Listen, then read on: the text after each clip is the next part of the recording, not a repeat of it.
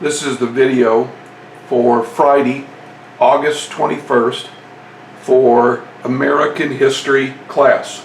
We are going to begin Lesson 2, which deals with exploration by Spanish, French, and Dutch explorers in the New World. When we have finished Lesson 2, we will need to have some type of a quiz.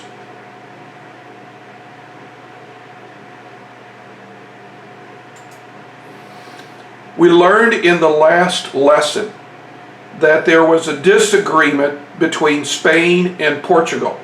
Portugal had developed an all-water route to the Spice Islands and India.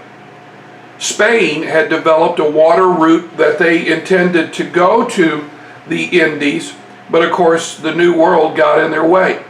Now, if we look at what Columbus was bringing back with him compared to what Da Gama was bringing back with his ships, it was obvious that the Portuguese were getting the better end of the deal. Spain threatened to go to war. The Pope, Alexander VI, is going to step in and create his line of demarcation.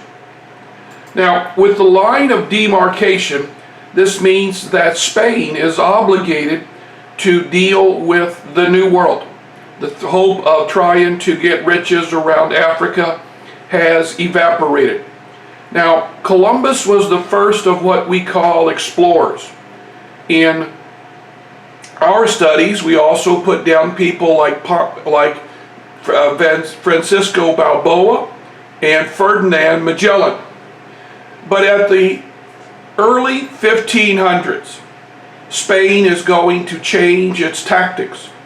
Now Spanish conquistadors are going to arrive. Now, what exactly is a conquistador? Well, this is a person who is of nobility, a person who probably won't inherit the family fortune for a long time. The conquistadors will ask for permission from the king to go to Cuba, to go to Hispaniola, or what we call the Haiti and the Dominican Republic today, and use that as a base of operation to go and explore the New World. But in addition to exploring the New World, they are going to try to achieve their personal fame and fortune. Now, the only proviso Spain put on the conquistadors is they also had to spread the faith. So as the conquistadors went from point A to point B, they had with them Franciscan priests or priests from Loyola to carry out the wishes of the king. The next couple of explorers we're going to place in our notes are what are called conquistadors. It is important to remind yourself in your notes to put an S next to each name to remind you that they are Spanish, because we're going to do the French a little bit later on. It is important to ask yourself, what exactly did they explore? Why did they achieve their fame and fortune? Probably the most famous of all of the conquistadors, as far as the United States is concerned, is Ponce de Leon. Now, Ponce de Leon is going to leave from the Hispaniola. You can see that on the map, Dominican Republic and Haiti. And he is going to go up into the present-day state of Florida. As Ponce was going through the coastline of Florida, it was spring, it was full of flowers, and Ponce decided to name the landmass Florida. Now, what exactly was Ponce looking for? Well, he had heard from Native Americans that there was a fountain, and by bathing in the spring waters, one would forever be young, the proverbial fountain of youth. So as many times as he could, Ponce de Leon is going to land, and he is going to search for this fountain of youth. He will be attacked on the Gulf side of Florida and killed. But another item to put into your notes is the creation of St. Augustine. St. Augustine is the first Spanish settlement in what is now the United States of America. Hernan Cortez. Now, Hernan Cortez is probably the poster child for conquistadors. He will land in Mexico between 1590 to 1521. He will align himself with various Indian tribes that had been conquered by the Aztec Empire, and by using them, he will invade the Aztec Empire. At first, he is treated like a god. He will then turn his attention to taking as much as he can from the Aztecs. Here's a short video about what Cortez is going to do. As the returning god Quetzalcoatl.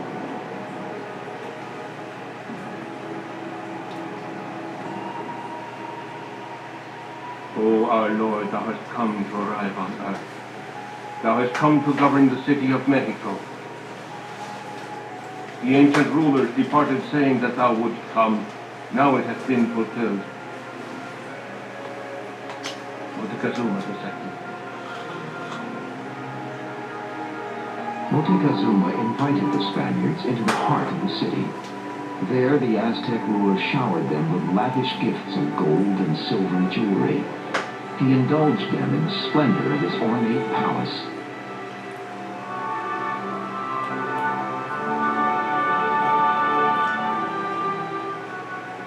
And yet, within 1 week, Cortez repaid Montezuma's hospitality with betrayal.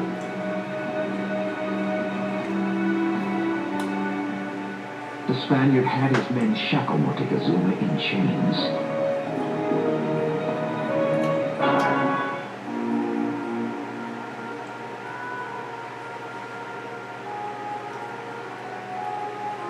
In November 1519, the Aztec ruler Moctezuma was held a prisoner in chains in his own palace by Cortez and his men. Hungering for more gold, the Spanish found the royal treasury and looted it. Priceless ancient artifacts were melted down into gold bars.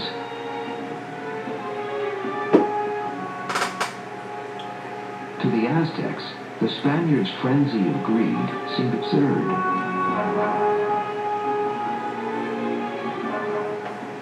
They seized upon the gold as if they were monkeys. Clearly their thirst for gold was insatiable. They starved for it. They lusted for it. They wanted to stuff themselves with it as if they were pigs. From the Aztec accounts told to Father Bernardino Sahagún, 1577. Part of the Spaniards' mission had been to spread the true faith of Catholicism. They saw the Aztecs' gods as devils and set out to destroy their idols. Cortez did try to throw down some of the idols. He demanded, when he had Moctezuma a prisoner, that they remove the two principal idols of the Templo Mayor, which was a huge stone image of Huitzilopochtli and another Tlaloc, the preeminent rain god. So the Indians took them down the stairs, hid them someplace in a cave that had never been found.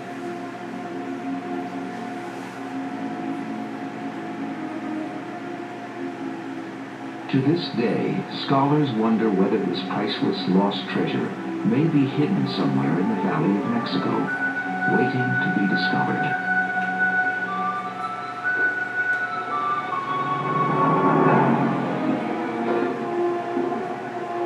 On June 29, 1520, with the temples desecrated and their emperor in chains, the Aztecs finally rebelled against the Spanish invaders. Thousands surrounded the palace. In this final climactic moment, Cortez brought Moctezuma out onto a balcony to calm the mob. But his subjects shouted that Moctezuma was a traitor. And then something very mysterious happened. The Spaniards claimed that a rock did in fact impact Montecuzuma's head and did in fact fracture his skull. According to Cortez, Montecuzuma was not dead at the time. He was escorted back to his quarters, where he then received the Holy Sacrament from a friar and died in heavenly bliss as a true Christian.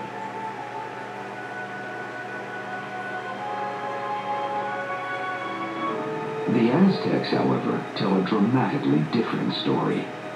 They insist that Cortez, seeing Moctezuma was no longer of value, drew his dagger and drove it deep into the emperor's back.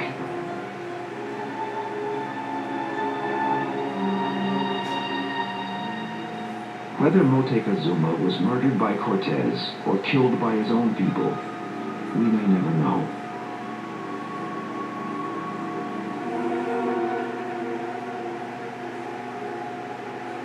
What is known is that after Montecuzuma's death,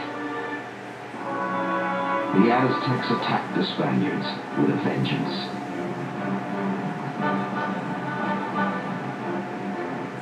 During a night of confusion and bloodshed, Cortez fought his way out of the city, but lost half his men.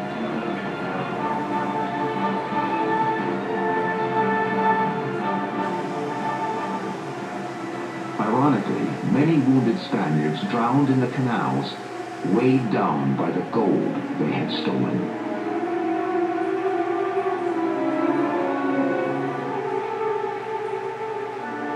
Yet in the bloodiest defeat of their campaign, the Spanish left behind something far more lethal than the blades of their swords: smallpox. There came to be prevalent a great sickness, a plague. Many died of it. No longer could they walk.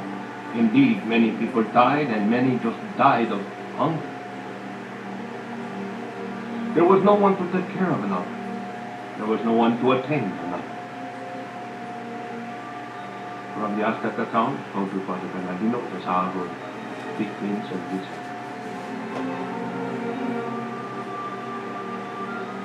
Over the next decade, 80% of the population of central Mexico died from the deadly legacy of the Spanish conquistadors.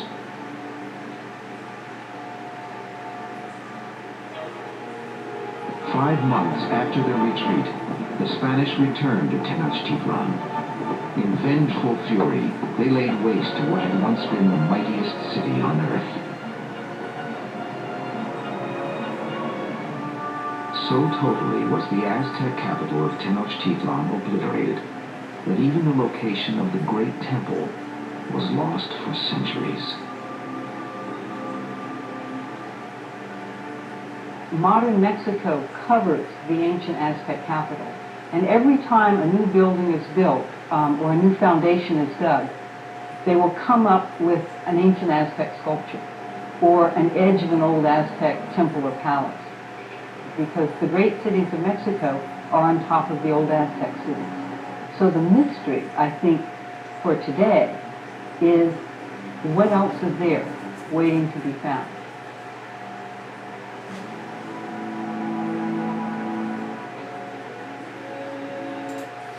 Well, one of the things that I definitely would have placed in my notes is the fact that the Native Americans in the Aztec Empire developed smallpox.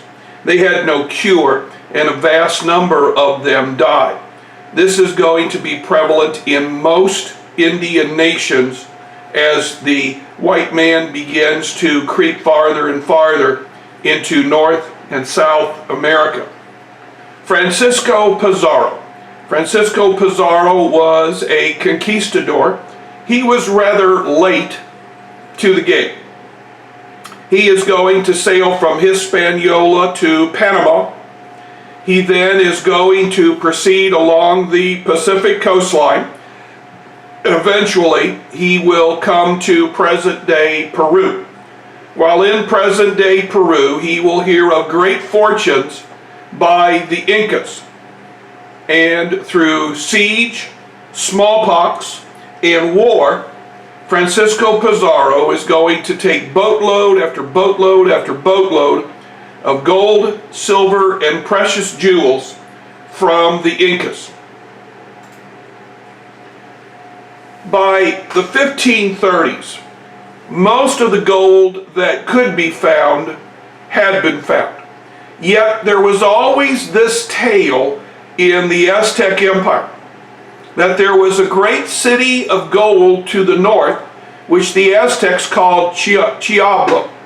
Now Cibola, pronounce it correct, was to the north. So great was its gold that when the sun shines in the morning or sun shines in the afternoon, it takes a golden hue as the reflection of the sun off of this land. Well, this is too tempting for many people. Hernando de Soto is going to land in present-day Florida. He is going to travel through the southeast. His belief is that Cibola is just over the horizon. Every night he sees this golden sunset and is convinced he will find it. We credit De Soto with finding the Mississippi River. But De Soto will die of disease along the Mississippi River, and what is left of his group will be stranded along the Gulf of Mexico, eventually picked up by a Spanish galleon.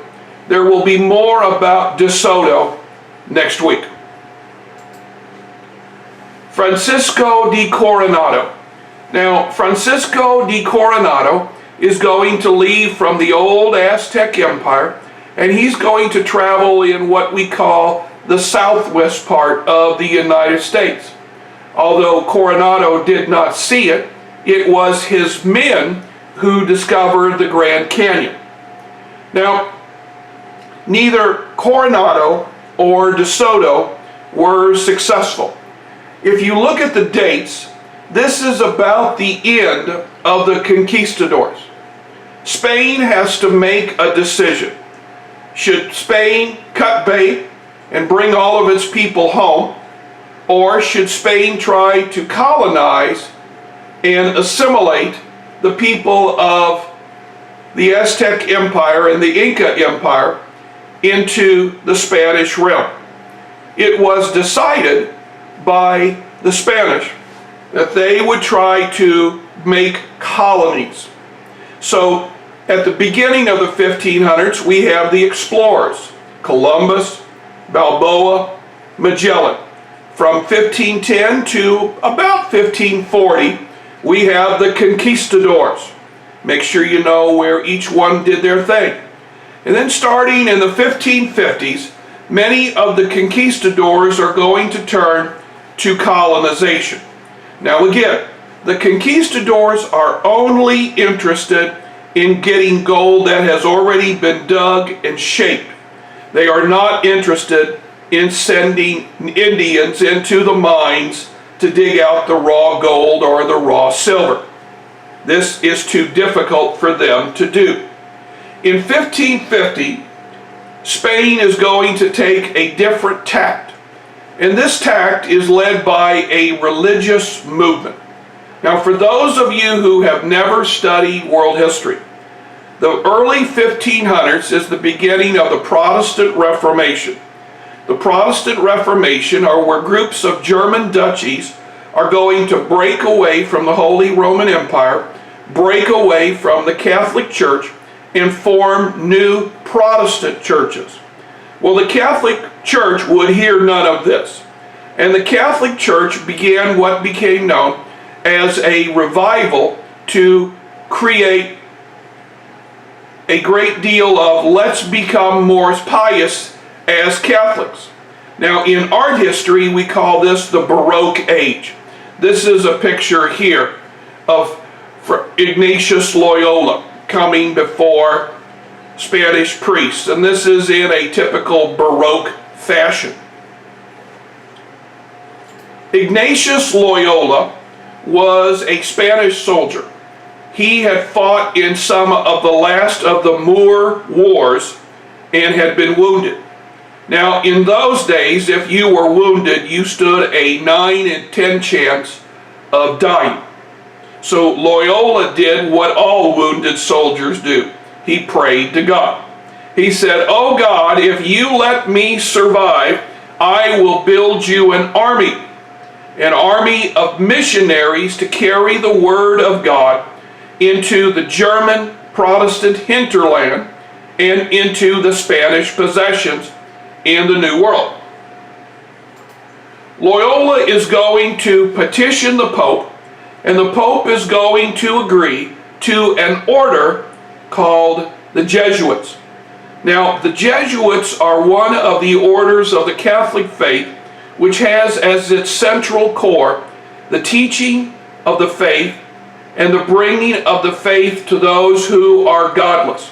Now, the Jesuits make up one of the biggest orders of Catholic priests and Catholic brothers today. Most of the priests in the St. Louis Archdiocese are Jesuits. Most of the priests in the Kansas City Archdiocese are Jesuits. Now, this would be a good one to talk to your religion teacher about. How many priests in the Jefferson City Diocese are Jesuits? This is something that you might want to bring up with Father Jones. Is he a Jesuit? Could he explain how his order is different from, say, that of the Jesuits? Loyola will petition King Philip II of Spain for permission to send missionaries to the New World. They are coming, Loyola said, to minister to the godless.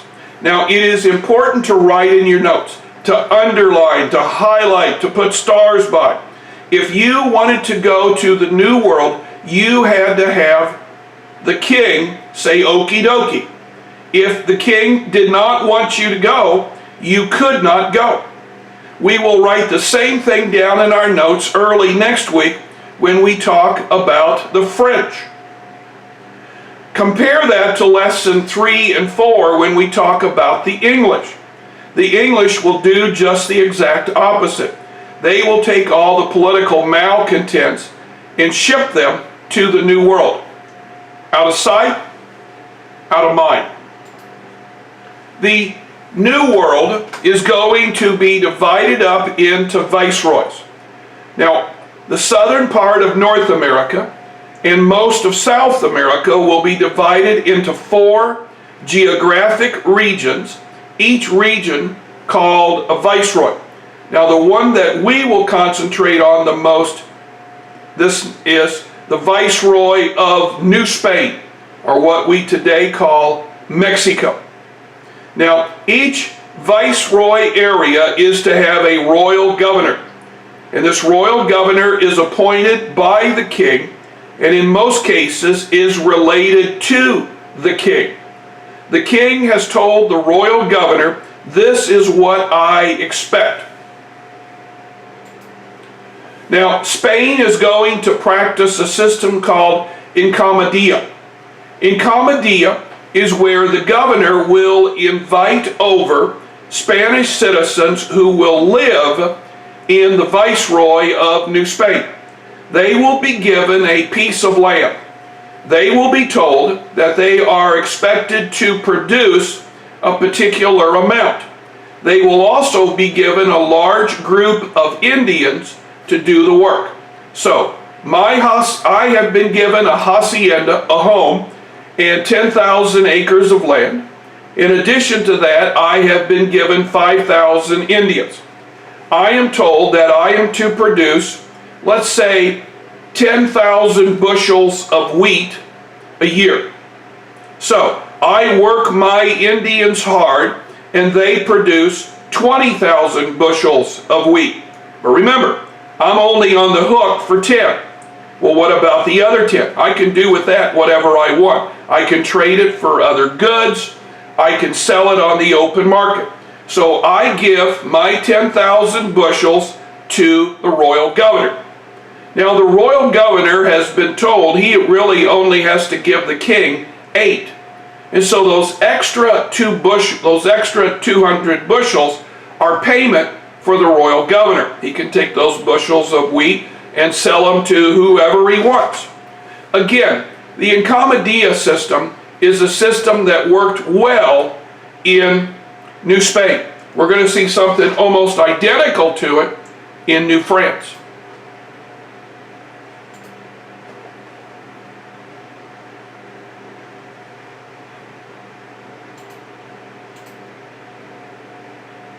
Examining what I refer to as the Spanish systems of exploitation. I'm using the term exploitation primarily in an economic sense, though it should be noted that many exploitative abuses did occur under these systems. These were efforts by the Spanish to find ways to profit from the territories that were claimed in the New World. As you think about each of these systems, consider what each had in common and consider the problems that each system attempted to solve. After defeating the Aztecs, the Spanish began to refer to their new territories as New Spain, Nueva España. Over the next 100 years, the Spanish added significant territory in South America, beginning with the defeat of the Inca. In the case of the Maya and the Yucatan Peninsula, it took about 170 years to subjugate the Maya, and even after the official conquest, the Spanish never really achieved true dominance over the Maya. Hernan Cortez was the first governor of New Spain, but he lacked the political skills necessary to be successful as a politician, and he made many enemies. The primary goal of the American colonies was to provide wealth to the Spanish crown. The policies the Spanish pursued were based on trade protectionism and estate monopolies. Over time, the Spanish divided their New World territories into 4 separate viceroyalties.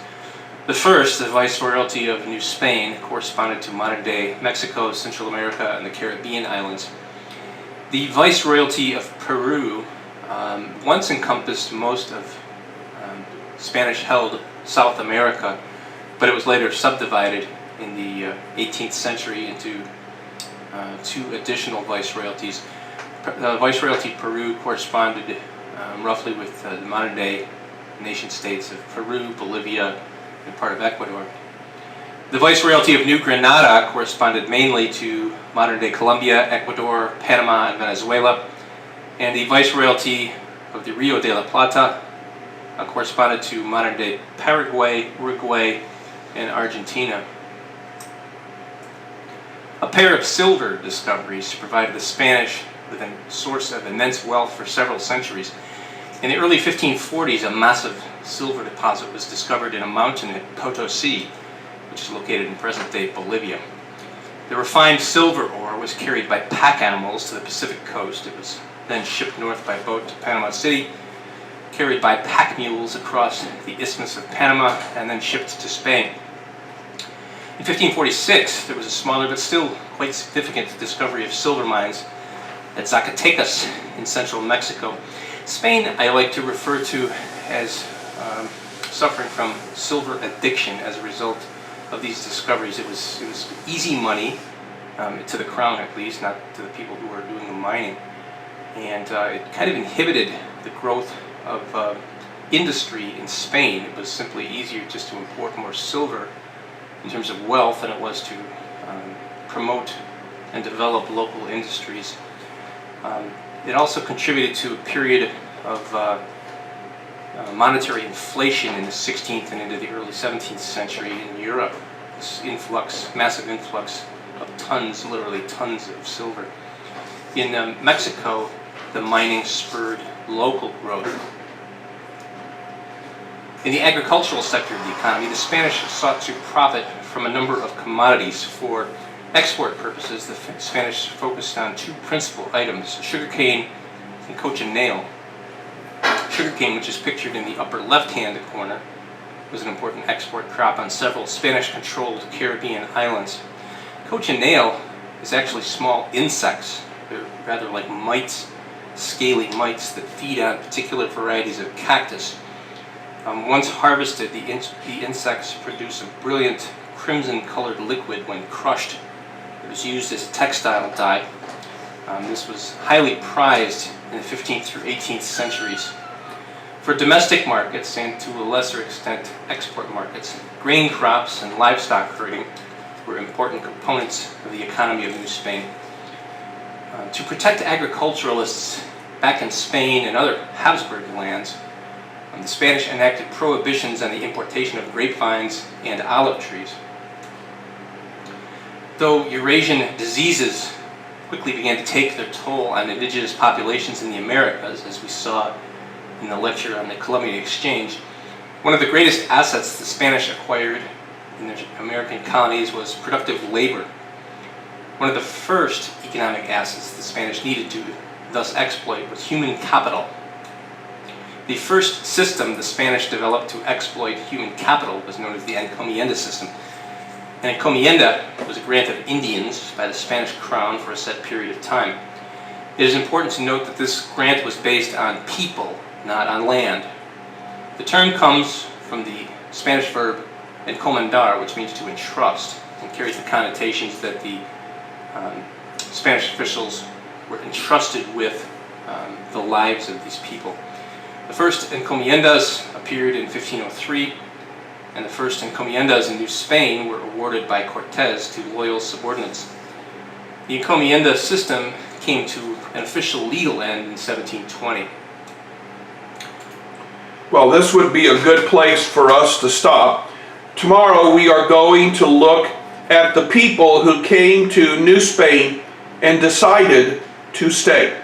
A reminder, when we have finished lesson 2, we'll need to have a quiz.